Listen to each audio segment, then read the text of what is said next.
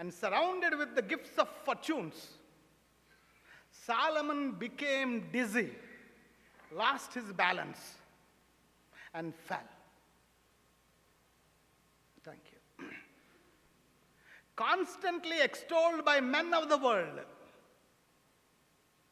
constantly extolled by the men of the world, he was at length unable to withstand the flattery offered him.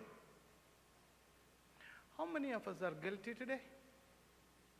We love flattery. We love praise. And I'm often confronted with that question. Who is more guilty? The flattered or the flatterer? Who is more guilty? Have you ever considered what you say? Is it coming out of your heart? Oh, brother, we shake hands. Oh, sister, we shake hands. Unfortunate flattery is the downfall of a great king like Solomon, a wisest man. And here is what Spirit of Prophecy says.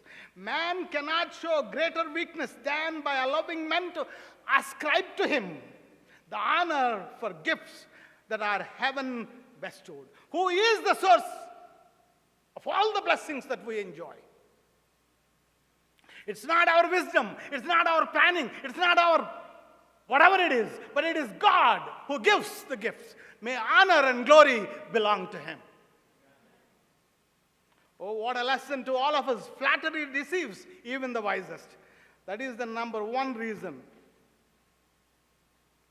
Number two, but in forming an alliance with a heathen nation and sealing the compact by marriage with an idolatrous princess, Solomon rashly disregarded the wise provision that God had made for maintaining the purity of his people. The hope that this Egyptian wife might be converted was but a feeble excuse for sin. You know what? Solomon justifies his action with a spiritual reasoning. Often we quote the Bible for wrong reasons. We want to do our will, but we want to quote the Bible. Here is it. As inclination gained the ascendancy over reason, self-confidence increased and he sought to carry out the Lord's purpose in his own way. He reasoned that political and commercial alliances with the surrounding nations would bring these nations to a knowledge of the true God. What was his reason? Come on, God, I am doing you a favor. I can bring all these nations to you. They will know your name. Let me marry them. Let me get into agreements with them. Today, nations are after this. Today, nations are after this. Alliances after alliances. Even the churches are after this. Ecumenism is the Seventh-day Adventist church after this. Go about and read the history of the Seventh-day Adventist church. Today, you will find the Seventh-day Adventist churches after ecumenism.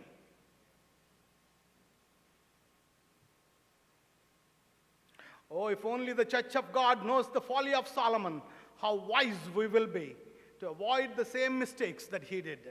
For today, the church is so enamored by other denominations and their methods of preaching and evangelizing that we not only praise their methods, but copy their doctrines at the cost of our own salvation. We forget that we are a peculiar people called by God to preach the three angels' message. We go to Robert Schuller's, Rick Warren's, these mega churches, and set aside the counsels of the Spirit of Prophecy. Who is Mrs. White? A friend of mine told me recently about a church where two ladies went to, and they heard the sermon on the Sabbath day. And they were wondering, I understand, whether they attended a Sunday-keeping church or Sabbath-keeping church. They were not Seventh-day Adventists. So gradual was Solomon's apostasy that before he was aware of it, he had wandered far from God. Almost imperceptibly, he began to trust less and less in divine guidance and blessings and to put confidence in his own wisdom.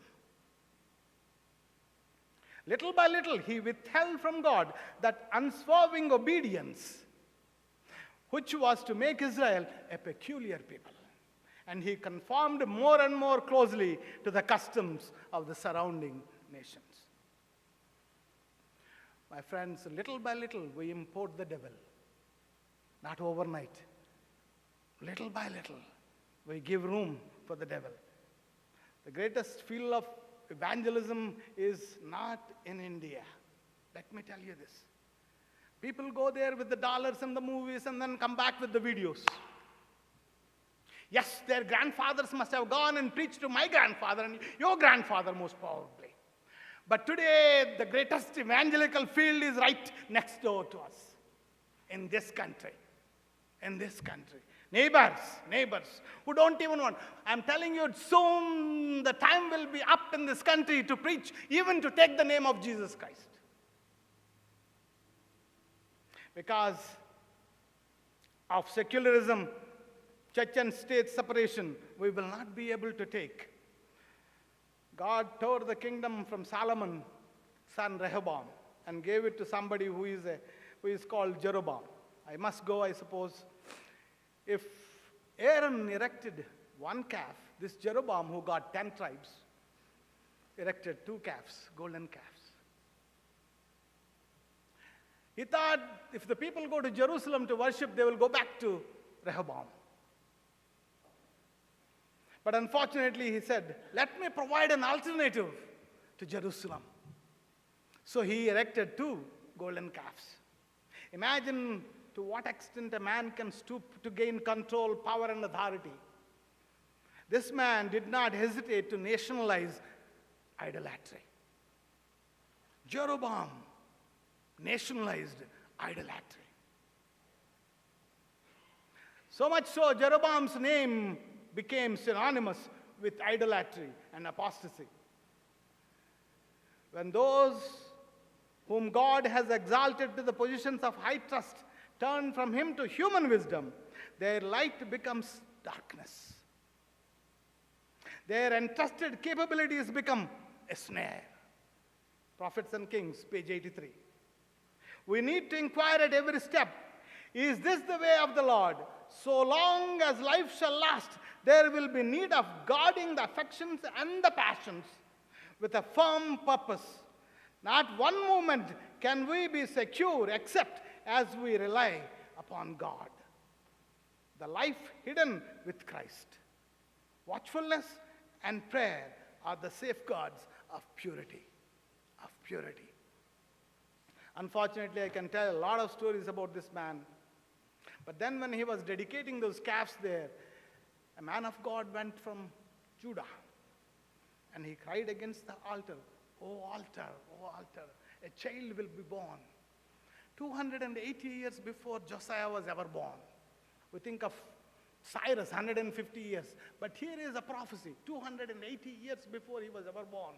God's prophet tells, oh altar, a child will be born in the house of David, who will offer up the bones of the priests. Oh yes, Jeroboam heard the prophet, no doubt. He said, arrest the man. And he couldn't withdraw his hand. Hand stopped right there because it withered. And then he resorted to authority failed, craftiness. Come on, please, beg your God, take my, give me my hand back. So the prophet asked the Lord and he got his hand back. And then immediately he says, come home, I'll give you gifts.